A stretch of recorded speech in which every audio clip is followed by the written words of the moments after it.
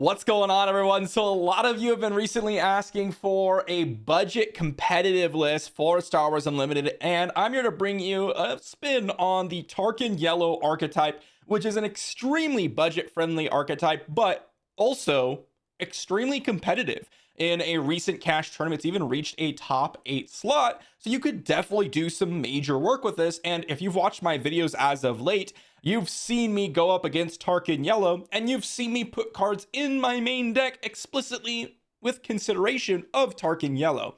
If people are not prepared for Tarkin and maybe have not fought against it, or maybe just aren't building their deck in a way that Tarkin Yellow, maybe can take advantage of, well, you're going to be surprised because this thing can do some major work.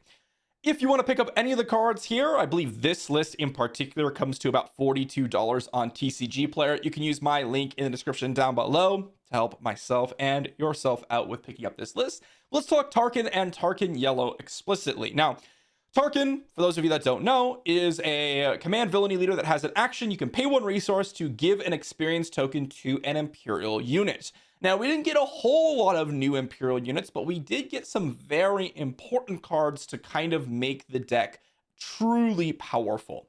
He flips for 5 resources, so an early flip is at 2/7, so very high toughness. And on attack, you can give an experience token to an Imperial unit. So the idea here is you get a couple units down in the early game, you buff them up, and you just go to town. Now, previously in set 1, this was an archetype that would not have worked. Why? Because control was a heavily played option. Things like Iden Blue, Vader Blue, Iden Red were rampant, and so buffing up one explicit unit would be very difficult to do.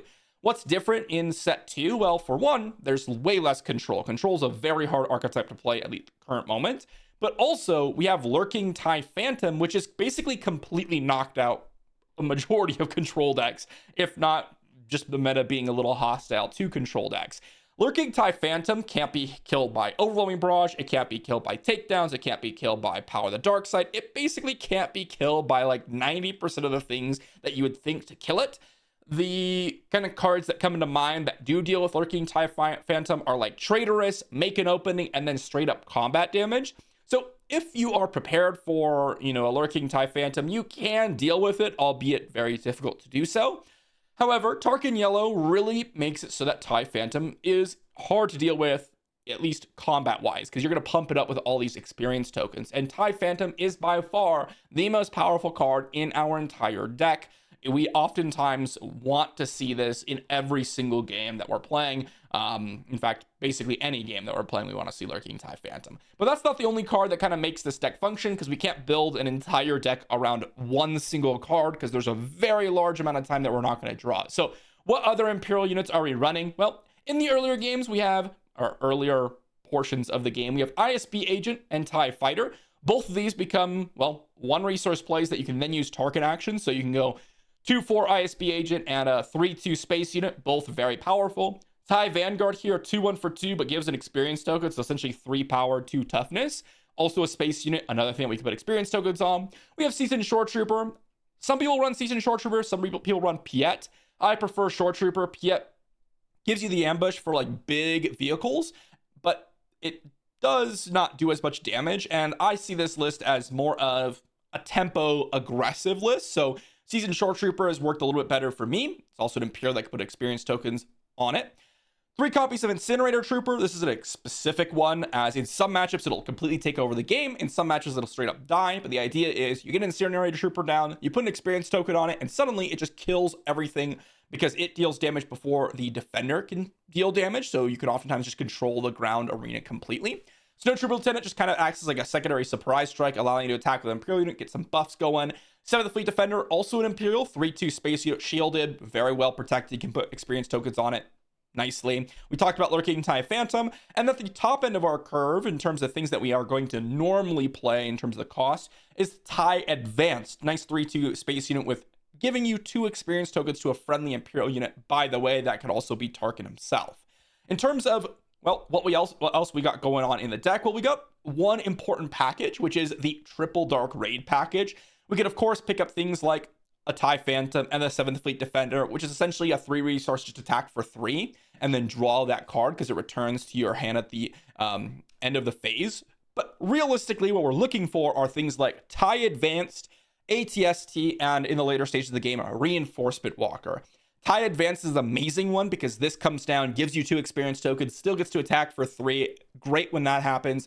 ATST, well, it only costs 5 less with Triple Dark Raid. So essentially, this is 4 resources for ATST to come down. It can oftentimes clear the board away, get some overwhelm damage in. And then Reinforcement Walker is a 6 resource play with Triple Dark Raid. And this can just give you a ton of value, heal you up, etc.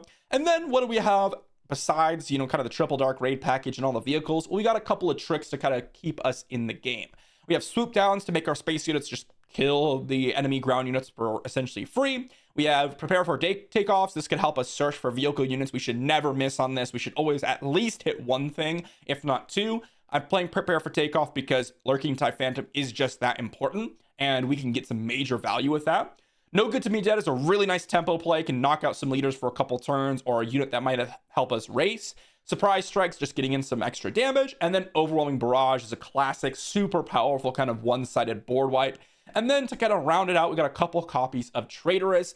This is a card that is just, I'm putting in my main deck because of, well, Tarkin Yellow. It's one of the ways to deal with Lurking TIE Phantom. But also one of the ways that we lose pretty hard is if our opponent's playing upgrades and upgrading earlier units. Whereas we're kind of getting dwarfed because we only put small bonuses to our units to outvalue our opponent. So Traitorous is actually really nice in this deck. Nice to mention also that ISB Agent, if you play it, you can deal 1 damage to a unit if you reveal an event, which is why we also have a decent chunk of events to potentially reveal when it comes down to it. But that's going to be Tarkin Yellow. As I mentioned, just over $40 for this entire list. And there aren't really many cards I would want to spend extra money on to put in my deck. In fact, I don't really know if you can do some major upgrading with the deck at all. This is just what list I would run if I was running Tarkin Yellow going to a tournament. That's just what I would play. The sideboard could be many different things. You can add mauls to it if you want. You could add more copies of Traitorous and tune the numbers, add some more prepare for takeoff, swoop downs, etc., but add in some more late game vehicles. But overall, this is just what I would run.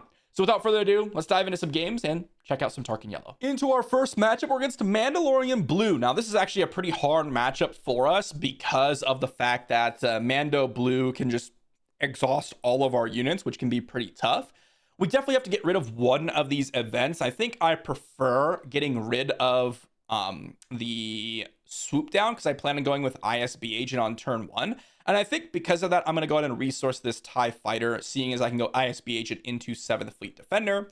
And, well, this is going to be quite nice because we go ISB Agent, reveal the Surprise Strike to deal damage to the L3, get rid of that shield token.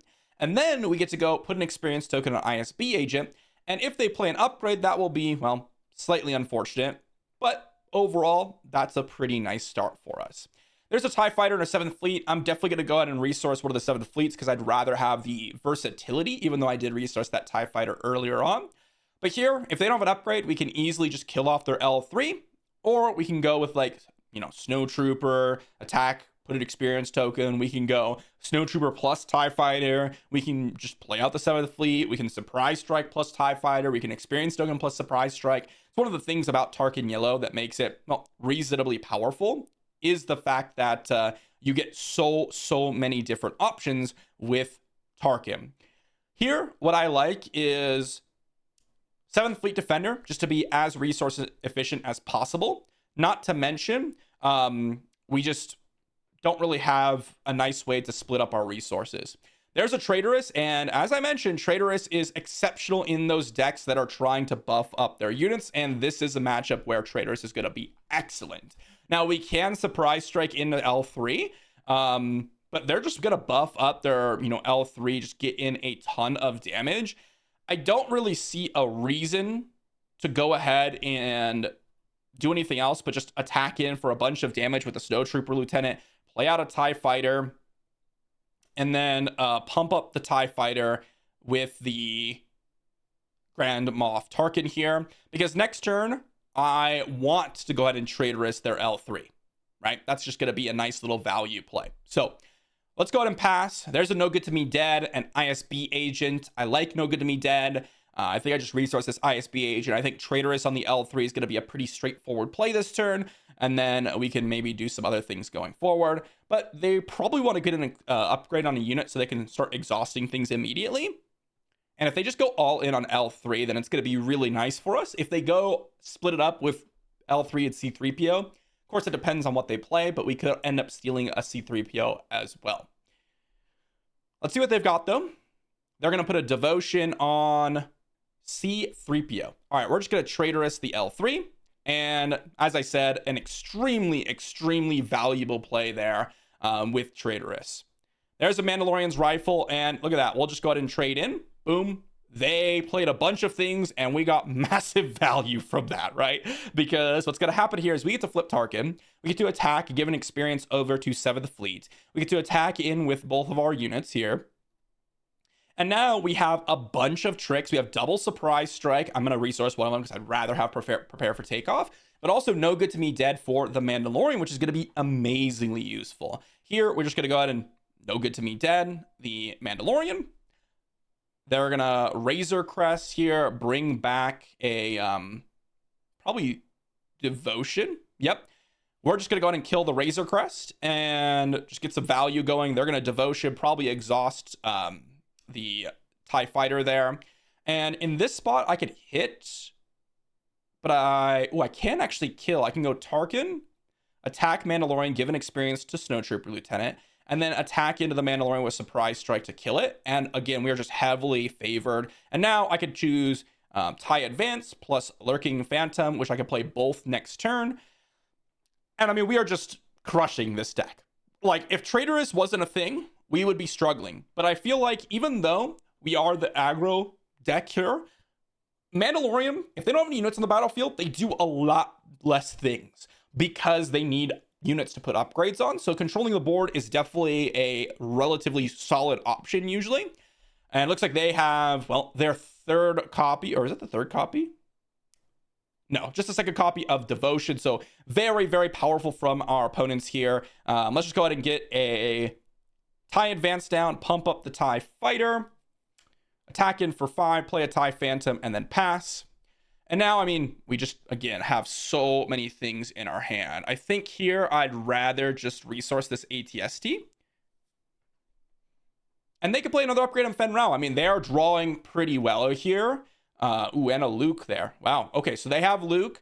They are definitely getting some good stuff going there. They end up killing our TIE Phantom. We're going to go ahead and outlaw a TIE Vanguard, put an experience on the 7th Fleet. Let's go ahead and put an experience over on the TIE Advanced. We attack, and then we Snowtrooper attack and kill. Pretty simple. They had a pretty nice hand there to recover, right? They ended up having a pretty reasonable sort of upgrade start, and then they set up to where they drew Fen Rao into Devotion, into Luke, which is exactly what you're really looking for in order to come back in the game. So pretty nice from our opponents, you know, in terms of draws. But I mean, we just outvalued them in the early game with that Traitorous, and pretty nice one. So let's move on to another matchup, see what we can do. On to the next game, and we're against Cassian Yellow. This is a hand where Incinerator Trooper is amazing. Let me explain why. We have a Snowtrooper Lieutenant. First off, we have the initiative. That's the first key. Incinerator Trooper is pretty bad if you don't have the initiative. Second thing is they're playing a Heroism deck. Red Heroism, which is usually pretty aggressive, so they're going to play a unit. They could go into the space, which would kind of make this whole point moot. But the other thing is we have a Snowtrooper Lieutenant, which means that we can play the Snowtrooper Lieutenant after and hit something in for 4, which is really, really strong, basically killing any ground unit. Now here, we don't even have to do that. We're just going to go ahead and attack into the Greedo, just to go ahead and kind of get rid of that. And then we get to play the Snowtrooper Lieutenant afterwards. Or, actually, we're going to claim initiative here. Kind of awkward to do so, but we didn't really have that many amazing plays to make. We ended up drawing into a Reinforcement Walker and a Traitorous, which in that specific situation didn't work too well. But now, as I mentioned earlier, we can go ahead and Snowtrooper Lieutenant plus put an experience token on the Incinerator Trooper, or just play a TIE Advanced. I think in this spot, I'm just going to hit the Coruscant Dissident with the Incinerator Trooper, put an experience token on it, and then kind of see where we end up going from there. Ooh, Pillage. That is kind of exactly what I wanted to see. I wanted them not to play another unit because Pillage in this spot is really, really quite bad for them, especially since, well, we have kind of board state domination on the ground side of things. We have multiple cards in hand, and now we're in a spot where we can deploy Tarkin. So that's going to be absolutely massive. And ooh, this is also very good for us because we're just going to pump up this Incinerator Trooper like no tomorrow, kill their Chewbacca for free, flip Tarkin, attack in, put an experience on the Lieutenant, and then attack in for a total of 5. And I mean, look how powerful Incinerator Trooper has ended up being this game. This is kind of what I meant. In some games, it really takes over. In other games, it's absolutely unplayable. You just have to kind of notice where the spots are really good for it. And in a situation where you have the initiative and you're able to follow it up with like a Snowtrooper Lieutenant, it ends up being extremely, extremely powerful. Here, there's no reason to attack the Incinerator Trooper because Cassian can come down this turn and we can one-shot it. We can also Overwhelming Barrage. They're going to pass. Let's go and attack for 4. Let's go and attack for 6. And now if they flip Cassian, we will just Overwhelming Barrage and kill everything. Boom, boom. We'll do 6 here and 2 here. They were passing because they wanted to be able to deploy Cassian. And I felt like there was no real reason not to attack here because of, well, us having Overwhelming Barrage. We have board state domination. We have a ton of damage on their base. We are basically very, very favored this game. I don't really know of anything in Heroism Yellow that can get them out of it. And besides, we even have an amazing hand, including the Triple Dark Raid plus Swoop Down. Let's Triple Dark Raid. Let's go ahead and get, well, we can get ATST or we can get a TIE Advanced. ATST does the most damage, so let's go ahead and get a ATST. And this is enough damage to finish out the game. Not really worried about Han. We're just going to TIE Vanguard. Let's attack with the Tarkin, pump, attack into their base, and then attack into their base. And that was GG. So pretty straightforward game. Wasn't really a competition at all. They didn't have board presence over us the entire game. They didn't do a single damage to our base. The key card in that matchup was Pillage. This is one of the reasons why Pillage can be a little bit risky. In this matchup, it was basically 4 resources do nothing because it didn't really disrupt my game plan at all. And we were able to kind of do what we wanted to do anyways and get in for some damage. In some matchups, it's really good where it just completely wins you the game. And in some matchups, it's like that where it does absolutely nothing. Pretty strong showing from the Incinerator Trooper. That's why we run it. On to the next one. And on to the next match. What are we looking for against the Tarkin Mirror? Well, as I mentioned, Traitorous is amazing. The ISB agents are also pretty good. I like Incinerator Trooper depending on the scenario, right? They're going to have initiative, so depending on what they play here, we could end up going with Incinerator Trooper. They're going to play their own Incinerator Trooper, which is totally fine. We're going to go ahead and go ISB agent. Reveal a Swoop Down, hit them for 1, and then put an experience token on the ISB agent. So here, there's a really key card that they need. What is that? It's gotta be a Snowtrooper Lieutenant. That is what it has to be. Otherwise, they are in big, big trouble. ATST could probably go to the resource pile at this point. They can also have Surprise Strike. That also works. Wow, they don't have anything. Okay, let's just go ahead and kill their Incinerator Trooper before they can get any value off of it. 7th Fleet Defender, huh? Okay, let's go Incinerator Trooper and then put an experience token on the Incinerator Trooper. Don't need to go for Triple Dark Raid. We can get some more value out of it a little bit later on. And they have a 7th Fleet, which means that TIE Phantom, pretty mediocre in this spot. This is not a matchup where you really care about the TIE Phantom. They get an ATST, huh? Okay, here, let's just go ahead and attack into their base for 3. See if they just attack our base for 6. Probably killing. Oh, they didn't even kill. Wow, that's a little bit surprising. Okay. Let's just go ahead and get some experience tokens on our ISB agent. We are pretty favored at this point in the game because we have a way better board state. This ATST is going to bounce back to their hand. And ooh, Traitorous, amazing, amazing draw. I think I can get rid of this Swoop Down, actually. Double Triple Dark Raid could be pretty nice as well. And probably will help us finish off the game next turn. But if they go like TIE Advanced or something here, or put an experience token on 7th Fleet, we get to Traitorous it away. Again, if you're not running Traitorous, this is really in the mirror, the mirror breaker, for sure. Okay, you're gonna put experience token on 7th Fleet, and we're just gonna Traitorous it. Pretty simple, pretty straightforward.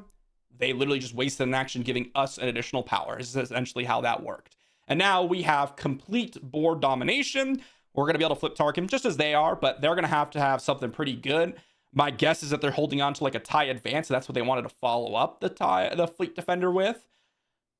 But if they have it, then they're going to want to deploy Tarkin first. And, well, unfortunately for him, that's just not really going to be all that amazing. And they quit. All right, so our opponent disconnected. And as I said, Traitorous is the key. So Triple Dark Raid is a really strong card, but using it in that spot, as they did, and not killing one of my units, I think is a pretty big mistake, because Triple Dark Raid is a tempo play, and you're going to get that unit bounced back to your hand. So we're actually going to get more damage from our plays over the long run, unless they were to kill the ISB agent. And in that spot, killing the ISB agent only sacrifices 2 damage. So they would hit us for 4 and kill the ISB agent. But we would not have had the ISB agent afterwards. Now, I could always TIE advance the Incinerator Trooper, but still it gets rid of the ISB agent and sacrifices 2 damage to our base. I think that would have been a little bit of a better play and maybe given them a chance. But Traitors are just so good in this matchup. There isn't really anything that you can do if we have Traitors and they don't. On to the next one. On to the next matchup against Boba Blue. Now, this one is pretty interesting because this is a matchup where Lurking TIE Phantom is going to be our absolute best card to be playing. We're going to start off with a Prepare for Takeoff here. Oh man, and we hit no Lurking TIE Phantoms. We just got double Reinforcement Walker. Well, unfortunately for us, that was a pretty terrible hit. That was, again, a pretty low roll. But we do have some nice plays to kind of follow it up. We're just going to go with the 7th Fleet, and they probably have something like Power of the Dark Side or whatnot. Oh, they have their own 7th Fleet. That is totally fair. We're going to go ahead and claim initiative, and they're probably going to hit into our base for 2. Power of the Dark Side is going to be a card that we do really have to pay attention to.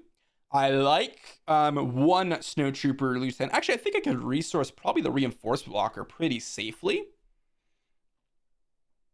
And then here I can go ISB agent, reveal the No Good to Me Dead, kill their TIE fighter. Really, really awesome. Now, if they have the Power of the Dark Side, we just, target our ISB agent. Ooh, they're going to Triple Dark Raid, probably for a 6 resource play. If they get, lucky. I'm not sure how they built their deck, but that's what they're probably going for. That is a Fetz Fire Spray. Let's go ahead and give an experience token to the 7th Fleet. And here is where our opponent kind of ended up doing something a little bit odd, where they attacked our 7th Fleet. I guess they think they're more of a controlling deck here. Kind of weird to play Triple Dark Raid if you're going to be the more controlling side of things, but, that is how our opponent's doing things here. Pretty straightforward. They ended up, we got in for 6. I ended up attacking their base because killing the Fetz Fire Spray doesn't really matter because it's just going to bounce back to their hand at the end of turn anyways. So let's just go ahead and attack in with the Snowtrooper Lieutenant. They're going to TIE advanced. We are going to deploy Tarkin. And then we are going to Snowtrooper Lieutenant the Tarkin. Give an experience token to the ISB agent. No Good to Me Dead Boba. Attack in for 2 and then pass. Drawing another ISB agent. Well, here we're going to go TIE Advance plus Surprise Strike. Them having a Fetz Fire Spray doesn't really do anything against us. So we're not really that scared of it. I could have put an experience token on ISB agent beforehand.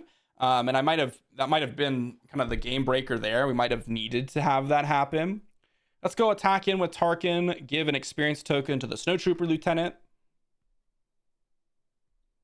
They're playing an Academy Defense Walker.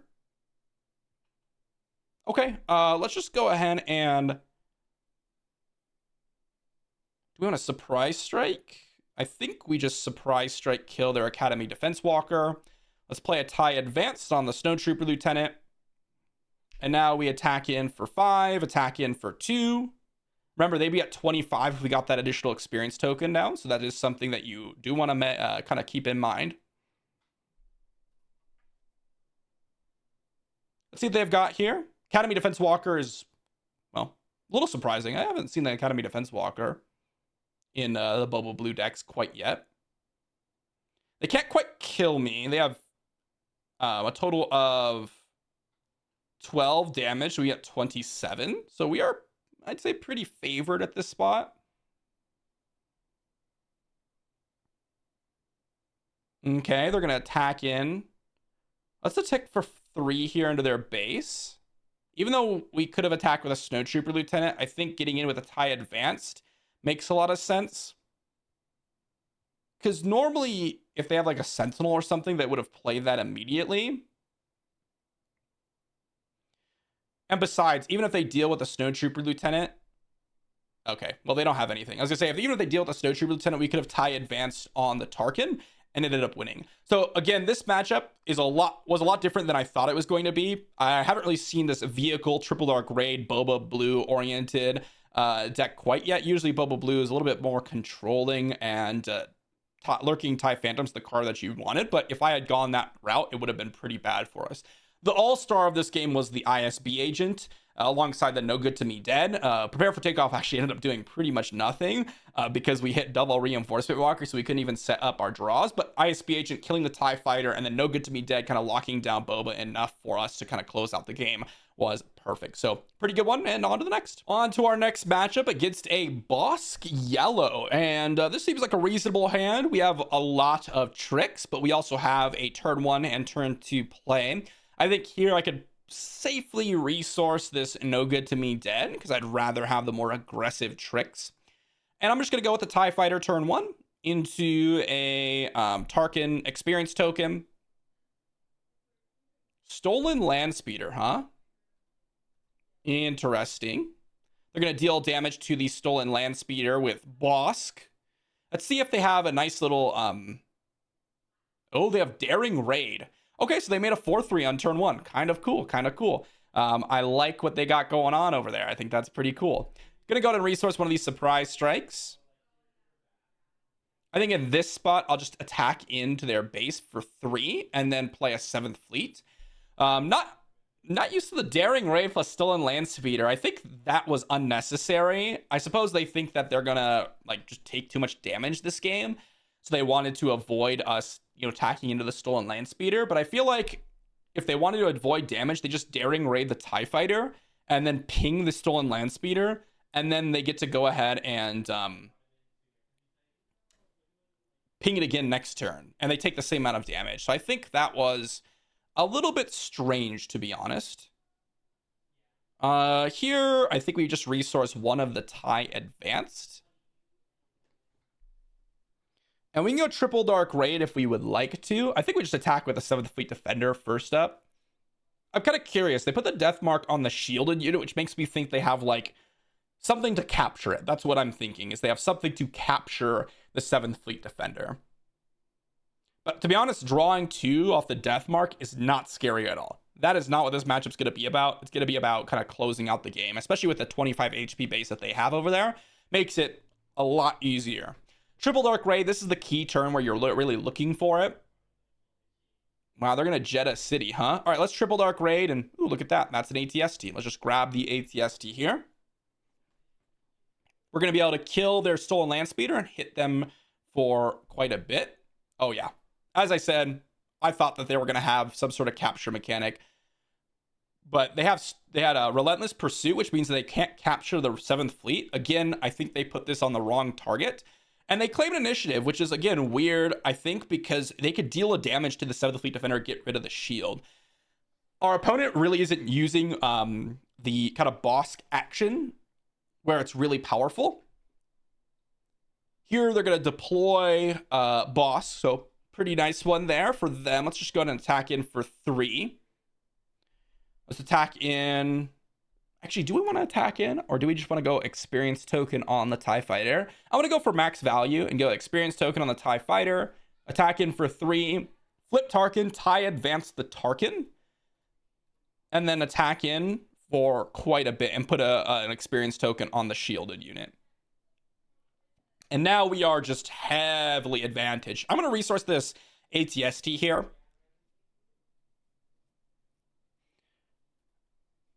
Again, IG-11 Would have been kind of nice if they had done any damage on anything during the game. Let's just go surprise strike on Tarkin to finish out the game. Boom. And that's going to be GG. Yeah, I think what should have happened here in this game is they should have played Stolen Landspeeder, daring raided my TIE Fighter, and Bosk's action allows you to deal 1 damage to something with a bounty. And Stolen Landspeeder has a bounty by nature, which would have then allowed them to kill the Stolen Landspeeder on the following turn. We would have not had any units. And then they could have played Deathmark on the 7th Fleet Defender, and then they could have captured it potentially a little bit later on, or they could have just dealt some damage with Bosk's action to slowly whittle away the shields and such. But I think that would have been a much better setup. Not sure that they would have won the game necessarily, but it would have at least kind of provided them a lot more options. The daring raid on their own Stolen Landspeeder allowed them to get in damage, but they're not really the aggressors in this spot when you're playing against Tarkin Yellow. Usually Tarkin Yellow is going to be the aggressor, unless you're playing like Sabine or something of that nature. That's usually what's going to happen. But regardless, well played for our opponent, and on to the next. Into our next matchup, we got ourselves a pretty reasonable hand against Vader Green. Now, Vader Green is going to be rampant. It's going to do some nasty stuff. I want to kind of go all space here. I think I'm going to go TIE Fighter plus TIE Fighter. And if they have like a Death Star Stormtrooper or something that they're going to play here, I'll put an experience token on our TIE Fighter just to make sure it doesn't die. Okay. Yeah, I think in this spot, I do want to go ahead and put an experience token on it. They could have a lot of different options there. Here, they could have like an open fire. If they have open fire, that's worst case scenario. But there's also a chance that they do just have a couple damage, like a ping with Darth Vader that they're planning on using. And this prevents us from kind of losing to that option. So there are a lot of different scenarios here. And I think in this spot, I want to resource the 7th Fleet. They're going to claim initiative, huh? Okay, let's go let's attack in with a TIE Fighter, play TIE Fighter, play a TIE Vanguard, and pump this one up. I didn't want to put the experience on the TIE Fighter because this has price on your head, so they're obviously extremely interested in attempting to go ahead and kill this one. They have Pillage, huh? All right, that's really not that scary. Let's just go ahead and go Triple Dark Raid. There's an ATST, there's a Lurking TIE Phantom. We're just going to go ahead and get the ATST. And then get in for a decent chunk of damage here. Would have preferred like a TIE Advance. That's what I was really looking for. We kind of low rolled on the Triple Dark Raid so far, but yeah, again, Pillage. This is not the matchup where Pillage is going to be scary. Pillage basically doesn't really do much here. We ended up using all of our resources. Yes, we didn't get in for more damage, but this ends up working completely fine. They are under a lot of pressure, and now they need to find something quick. Here we can go put an experience token on something, TIE Advanced, and it looks like it doesn't matter. That's going to be GG. If you guys saw my Vader video, there's 2 major differences between these lists here that I saw. I run ECL and I don't run Pillage, mainly because if you're going to go out and get to the late game, you're going to be bigger than anyone else. Like, you don't really lose late games as Vader Green with like Crate Dragons and stuff and a Vader flip. So playing like Pillage doesn't really like get you any better position. You just want to survive until the kind of late game. So it's kind of rough, but who knows? Maybe they're fighting against a lot of control decks and Pillage has been pretty good for them. We kind of just ran over them. They ended up not doing much. Like they couldn't claim their bounty, and then turn 2 they took initiative. So they must have had like a pretty weak hand. And we just ended up winning the game there. So pretty nice showing from Yellow Tarkin so far. Let's move on to the next one. On to the next matchup against Kylo Yellow. Now, this is a matchup where we're going to be the defenders. I don't like this hand because I don't think Seasoned Shore Trooper is really the card that I'm looking for in this matchup. Incinerator Trooper is a card that I am pretty excited about in this matchup. Looks like they accidentally resourced something. We're going to, again, mulligan, that's what we did. And we can go ahead and resource probably the TIE Fighter and the Seasoned Shore Trooper. We have, as I mentioned earlier, the combo of Incinerator Trooper plus Snow Trooper Lieutenant. Unfortunately for us, they have the Migs Mayfeld. That's kind of, a pretty unfortunate situation for us. They're going to claim initiative, and Seasoned Shore Trooper would have been way better in this spot, for sure. Here we have an ATST and a Triple Dark Raid. They're going to discard a card of Migs Mayfeld, kill the Incinerator Trooper, which is going to be quite quite poor for us. Ooh, and it's a TIE silencer, huh? Let's go triple dark raid, and let's just grab the 7th Fleet Defender. They're going to get in for 4 here. In this spot, the Migs Mayfeld was the card that messes up that whole strategy. And Seasoned Shore Trooper would have been a lot better. Let's just pass. They're going to attack in for 6. There's not too much that we can do about it. We're going to pass again. If they want to play the Silencer, we're just going to kill it with a 7th Fleet.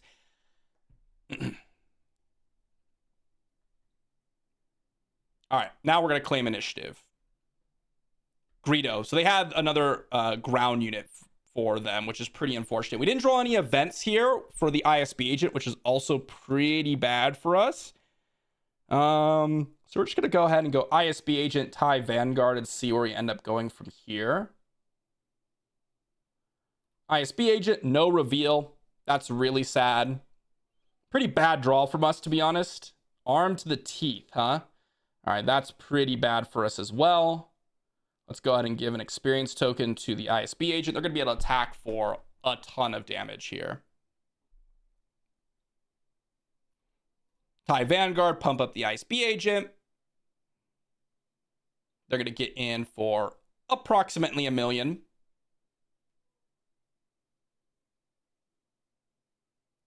And then they're going to play a Kylo Ren and get in for even more damage. So very, very strong showing from our opponent.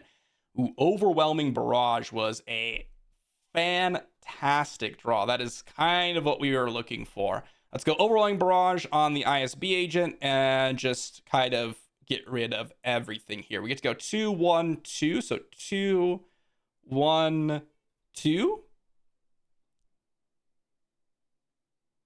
And now we get to flip over Tarkin and kill off their Kylo Ren.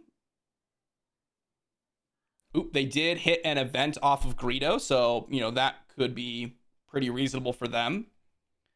Let's go ahead and flip over Tarkin.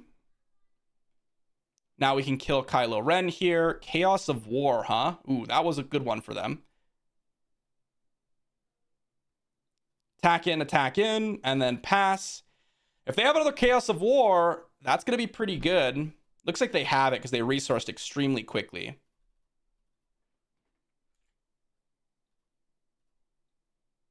Okay, attack in. For some reason, I couldn't resource there, so I just undid so I can resource. There we go. See if they have another Chaos of War, and they did. Nice little splash Chaos of War. I don't think this card has been really unimpressive to me. I was a little bit disappointed when I was playing my Kylo Ren, but against us, it ended up working out.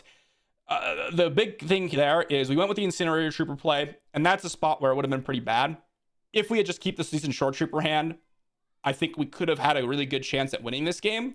They ended up having, well, a really nice draw against us with the arm to the teeth plus ruthlessness and the double Chaos of War to finish it off. If they didn't have that, I think we would have had a decent chance. The other thing is, if we had an event for the ISB agent, we would have won the game as well, because we would have been able to kill the Greedo with the ISB agent, which just removes, like, well, we took another 7 damage off of that, which was just absurd. So that one was a pretty important one as well. Definitely a couple cards there that ended up really ruining it for us. And, well, nice game from our Kylo opponent. Dude, I love Kylo. I love seeing it play. Close, and I probably should have kept the first hand. It would have been a little bit less risky, but maybe a little bit less upside. Into our next game, we got ourselves a matchup against Ray Red. And this is a matchup where I do like the Incinerator Trooper. Here, though, I'm going to go ahead and probably get rid of 7th Fleet and a Swoop Down, because I want to go Incinerator Trooper, Experience Token, TIE Vanguard. And the reason why I like Incinerator Trooper here is because there are a lot of situations where we can actually keep pace with the units that they're playing and then get some really nice value trades if we grow an Incinerator Trooper quite large. The usually answer that they have in Raid decks is going to be like Rival's Fall. So we just have to keep kind of a lookout for that one. Seasoned Shore Trooper and an Incinerator Trooper. Let's just go ahead and start off with an experience token on the Incinerator Trooper. Let's see if they give an experience to their A-Wing here. They played a Yoda Awesome. Let's go ahead and give it another experience token. As I mentioned, they're playing a unit that we could just kill with Incinerator Trooper. So pretty much free value there. Double ISB agent could be interesting. We can go ISB, prepare for takeoff, which would actually kill off the A-Wing. Or we can just go ISB, prepare for takeoff experience token, which would also be quite good. Oh man, this is like brutal for them. Watch this. We're going to kill the A-Wing with the ISB agent. We're going to give an experience token to the Incinerator Trooper, kill their Kanan, and then prepare for takeoff. Let's grab a TIE Advanced and a Reinforcement Walker. Wow, what a sequence of events. That was insane. There's a Vanquish. Okay, so Vanquish is not a card that you're normally seeing in these kinds of decks. Let's go Tarkin, TIE Advanced on Tarkin, attack in, give an experience to the ISB, attack in. And look at that. I mean, we just kind of rebuilt our board state almost instantaneously. Vanquish is a card that, again, I do not see very often, but this is not a traditional list because I usually see Tarkin Town as well. But this is a very nice setup what we got going on over here. Looks like they have Rivals Fall. All right, all right, all right. Looks like they kind of got everything in this spot. Let's go TIE Advanced. Let's hit their array for 5. And then let's ISB agent. Don't have an event here, unfortunately. And then hit their base for 3.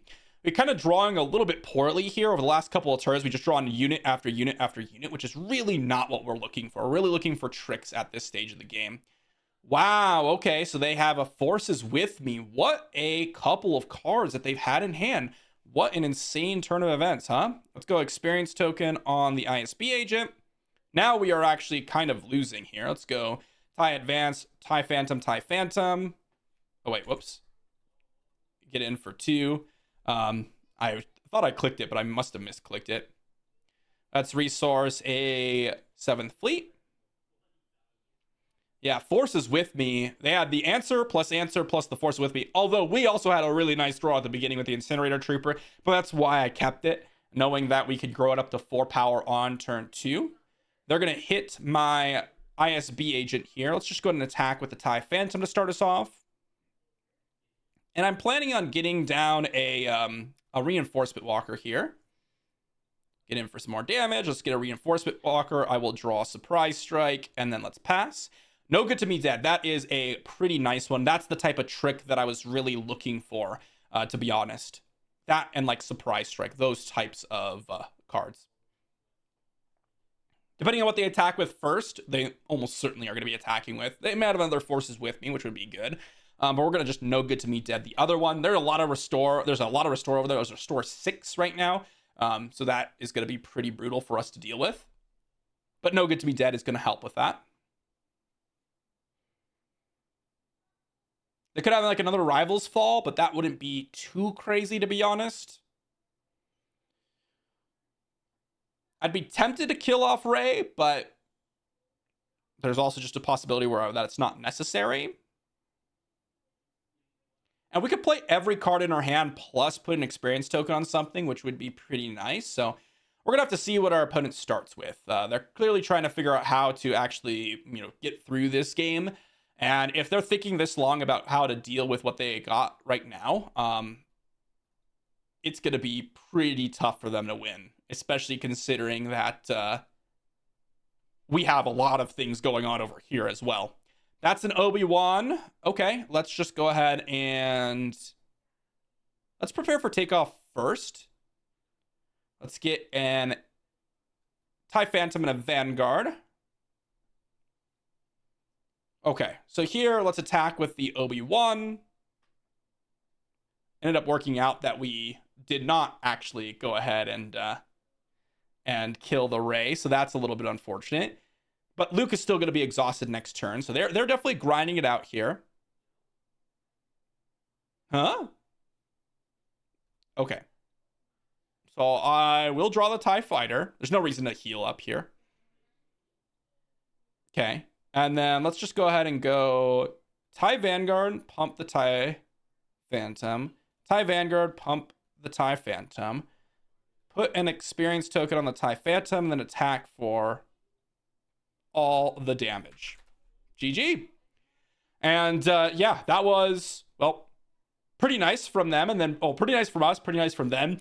And then we kind of came back in the game by just flooding the absolute crap out of the board.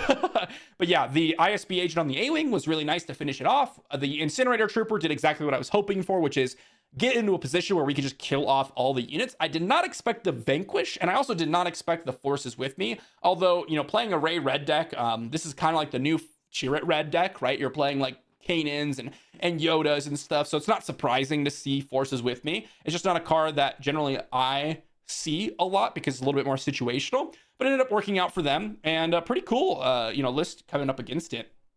I really like the Force lists, and they had a nice curve. They ended up, you know, killing off the units that were really important, and then we ended up just flooding the board and kind of doing our thing. So really cool one, and well, played well, but we flooded the board. And let's go with one more. On to the next matchup against Double Blue Iden. So this matchup, this is a pretty weak hand. I want to mulligan to find a TIE Phantom. Unfortunately for us, we ended up drawing into probably one of the worst hands I've ever seen. That was just really, really quite unlucky. I am going to drop a Snowtrooper Lieutenant on turn 1, and then we're just going to see what we end up getting. But TIE Phantom is what you want in this matchup. Explicitly TIE Phantom. We're just going to get down a Snowtrooper Lieutenant, though. And then we're going to claim initiative here. And unfortunately for us, we end up drawing into even more weak plays. Let's just go Snowtrooper Lieutenant attack their base for 4. Very, very weak start. This is like pretty awful. I'm going to say, like, it doesn't really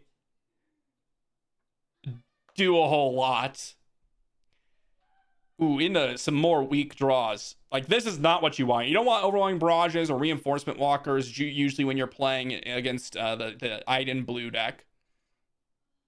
They can go with a vigilance this turn, which would be pretty brutal. They could heal and defeat this Snowtrooper Lieutenant.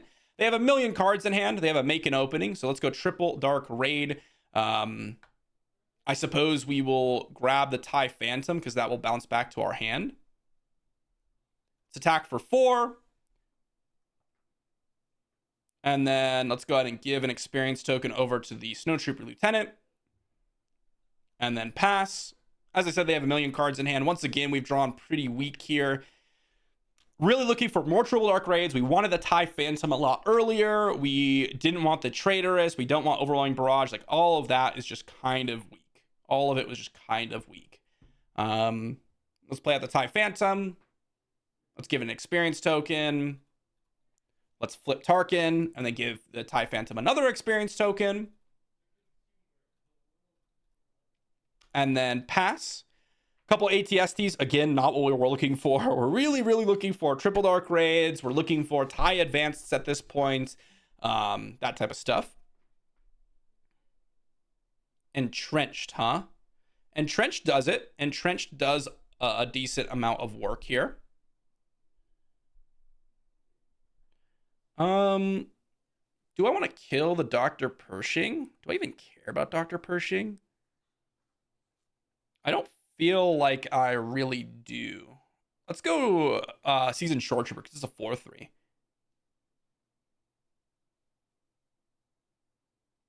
go 7th Fleet.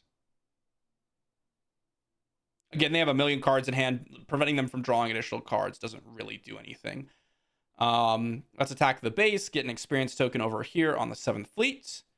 And let's claim initiative. They're going to heal with the Iden.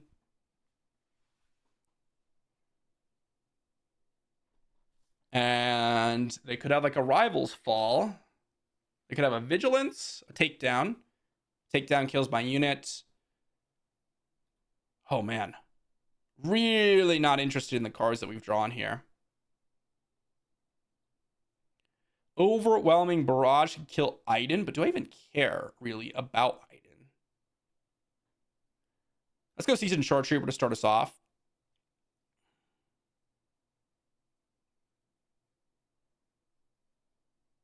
And then we could always Traitorous the Dr. Pershing.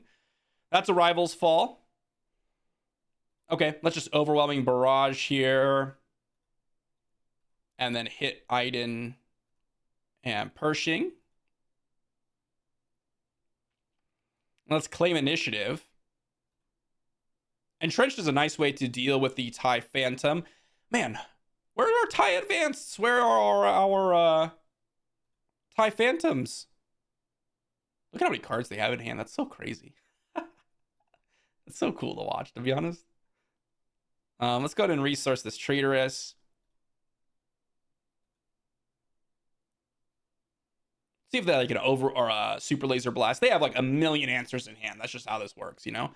Yeah, they're gonna go with that. Okay, that's a little bit interesting, to be honest. I'm gonna hit for 4. I'm gonna let them draw. They could draw a million cards if they would like. Don't really care about them drawing cards at this point. They have so many cards in hand. There's a takedown. All right, let's go TIE Fighter. ATST. We can't play around a super laser blast here, even though they do have it in hand. Like, almost assuredly. TIE Fighter's not enticing enough. Here, we can probably resource nothing. Here comes a super laser blast. And then we get to go prepare for takeoff, grab a TIE Phantom and a reinforcement walker.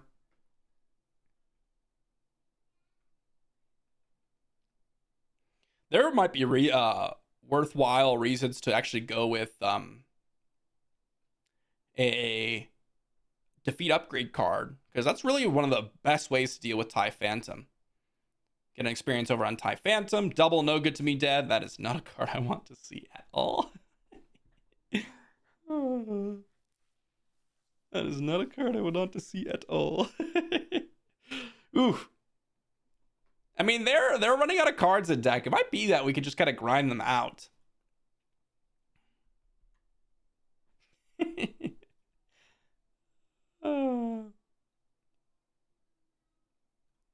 Avenger does nothing. Kind of interesting that they decided to go with the Avenger, because now that allows me to kill the Avenger with the Lurking TIE Phantom. Remember, this cannot defeat the TIE Phantom. Top target my Lurking TIE Phantom. Interesting. Okay, let's go Reinforcement Walker. And if we're going to draw any card here, of course. Let's just go ahead and kill the Avenger, hit their base for 6, and then pass. There's the other TIE Phantom. That is what we are looking for realistically. We could probably resource this Incinerator Trooper. I think that's pretty safe, even though No Good to Be Dead's probably pretty irrelevant as well. I mean, they're healing. They're drawing cards. Avenger just doesn't end the game in this spot.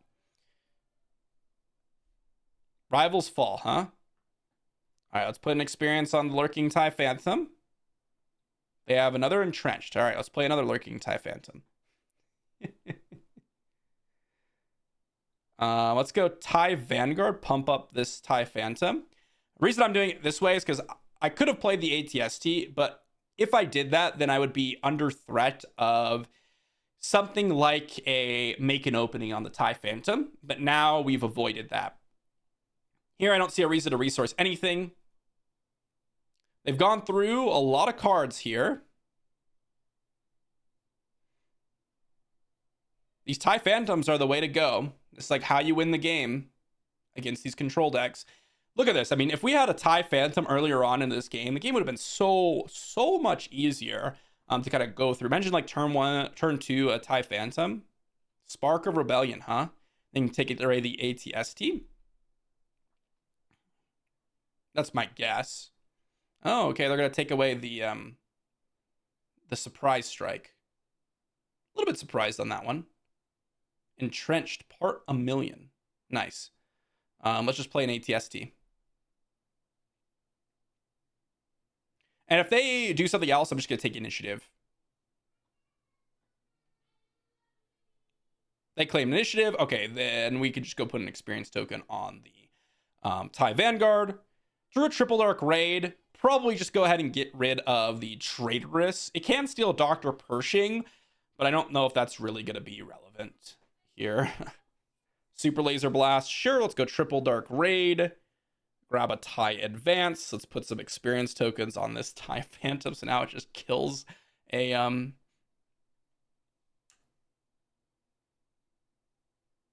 a Avenger. I think they go mill defeat here. Yeah, they milled me. Yep, makes sense.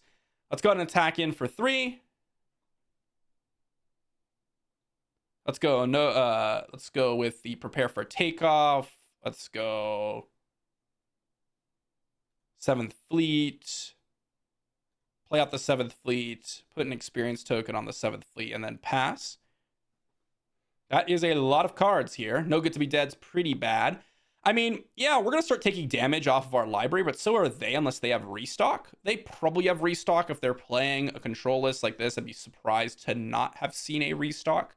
But you never know. Crate Dragon, huh? I love it. Crate Dragon's awesome.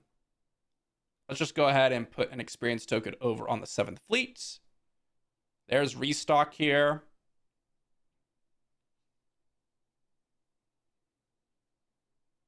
So we can go experience token up to 7, experience token up to 9, hit them for approximately 1 million.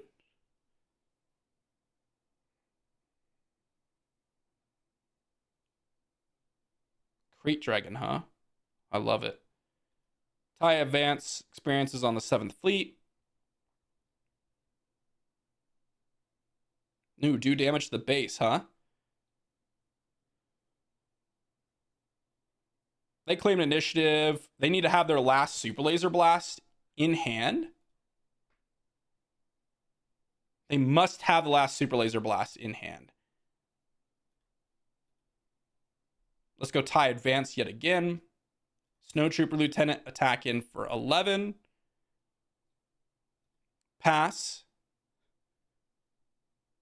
So once again, they must have Super Laser Blast here.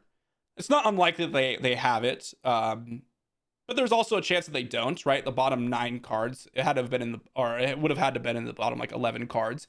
Or not 11, 9 cards, because yeah, we win. GG. And this just goes to show you that, like, even with a pretty bad draw from us, our opponent just can't deal with the TIE Phantoms because, I mean, look at what happens. Like, Avengers doesn't work, right? Because we just target our TIE Phantoms, which is one of the main win conditions.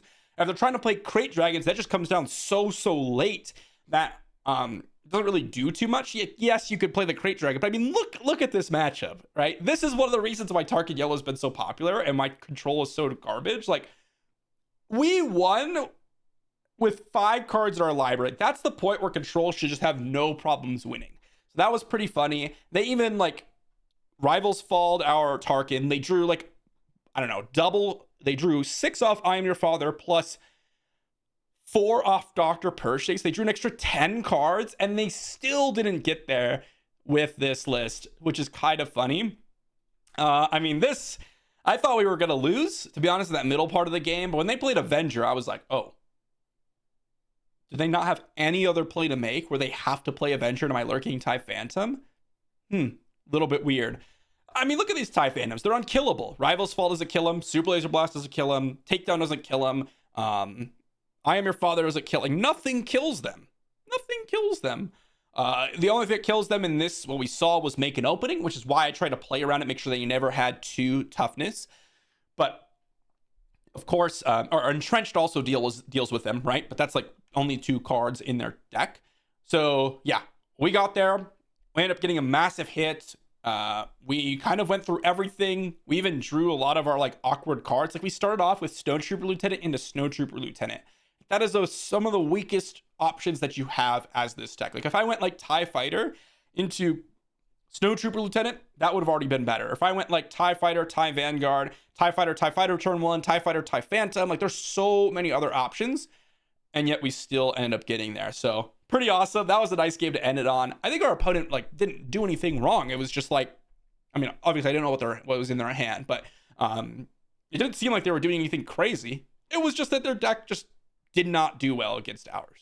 That was awesome. That's going to be the last one, guys. That was a long game. And let's do some final thoughts here. All right, so what did we learn with Tarkin Yellow? So first things first, guys, this is by far the best budget list I have played in the game. And I say budget list, but it's not really a budget deck. Like, yes, there are things that you could play in the list to make it more expensive, but that doesn't mean it makes it better. Like, Darth Vader's are obviously expensive, and yes, you can play them because they're in, command villainy. And yes, they could grab like TIE Phantoms, but to be honest, I don't think Darth Vader's are even necessary or make the deck necessarily better.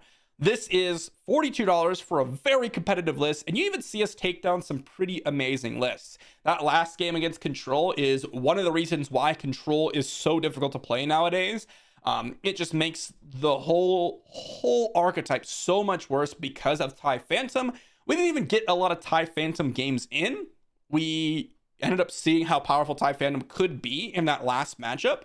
We also ended up seeing how powerful Incinerator Trooper could be in some of those matchups. The game that we lost today was against that Kylo Yellow player, and that I think could have been potentially avoided, depending on if we drew a little bit differently, but also depending on what unit we actually ended up keeping on turn one. Like, we could have kept the Seasoned Shore Trooper hand, which would have been a lot safer, but a lot less upside. And it would have been potentially just losable even if we did keep that Seasoned Shore Trooper. Maybe not against that hand that they had, but it is something to consider. Triple Dark Raid was awesome. Every single card in here plays a purpose. We saw Swoop Down be crucial. We saw No Good to Be Dead be crucial. We saw Surprise Strike and Snowtrooper Lieutenant getting a ton of damage. We saw Overwhelming Barrage crush it. We saw things like TIE Vanguards and ISB coming down earlier on to pump up our units. We saw Reinforcement Walker close out the game and ATSTs be a really nice Triple Dark Raid target. The card that I have in my list that I've seen a lot of Tarkin Yellow players not have is Traitorous. And there wasn't a ton of games where we got to see Traitorous like absolutely smurf, except for, I think it was one of the first matches that we played against the Mando Blue deck. Against that matchup, Traitorous is excellent, and there is an argument where you could play Traitorous in your sideboard. I personally have found that 2 Traitorous main deck, 1 sideboard is what I find to be just amazing. Oh, we also saw it be amazing against the Tarkin Yellow deck, where we ended up stealing their TIE Phantom, I believe it was. Again, those are the matchups that's really strong in. So we saw 2 matchups where it was like the game winner, and then other matchups where he just resourced it. To me, that is worth a spot in the deck, where in some matchups it's just going to straight up win you the game, and then against like Iden Blue, where they're playing like no units, then yeah, you could just side it out in the sideboarded games. What would I put in the sideboard? Well, to be honest, I would just finish playsets of literally every card in the list. So I would have another copy of Surprise Strike, another copy of Swoop Down, another Prepare for Takeoff, another Traitorous. Matchups where Prepare for Takeoff is good in control matchups. Swoop Down's really nice in the more aggressive matchups or value trading matchups where you're like mid-ranging them and you kill their unit for free essentially. Surprise Strike, obviously really, really nice to get in extra damage. Traitorous, well, good in those specific matchups where you saw Traitorous be good in. Tarkin Yellow, Mando Blue, that type of stuff. And then what else would I put in my sideboard? Well, a couple of really, really nice ones. You could run things like Bamboozle if you wanted more upgrade hate. That is a heroism card, but you can pay 4 for it. Or you could just play it by exiling a card or removing a yellow card from your hand. Another card that's really, really quite strong is Darth Vader. And if you did want to play that in the sideboard, I could see that, especially in the mid-range / control matchups where Darth Vader is kind of a powerhouse on its own and can get you the TIE Phantoms. If I was playing Iden Blue again, I would definitely take out things like Incinerator Trooper and, maybe even trim on the Overwhelming Barrage and put in Vaders and Prepare for Takeoffs, and that would be a lot better. So just some things that you might want to consider for your sideboard. And of course, if you are playing Vaders in the sideboard, it will go up, but you don't need to play Vaders. It's just some options that you can put in your sideboard. Regardless, guys, that was Tarkin Yellow. Really strong performance today, and I've had a good experience with me playing Tarkin Yellow. Of course, it does take some time getting used to kind of which cards are good in which matchups. This is definitely more of a knowledge deck than many others. Which matchups do I want Incinerator Trooper? Which matchups do I want ISB Agent? Which matchups do I want to keep the Traitorous, etc., etc., etc. But with practice, you'll end up getting there, definitely. And you'll see some very, very much success with Tarkin Yellow. Thanks for watching, everyone. Let me know what you think in the comment section down below, and I will see you all for the next video.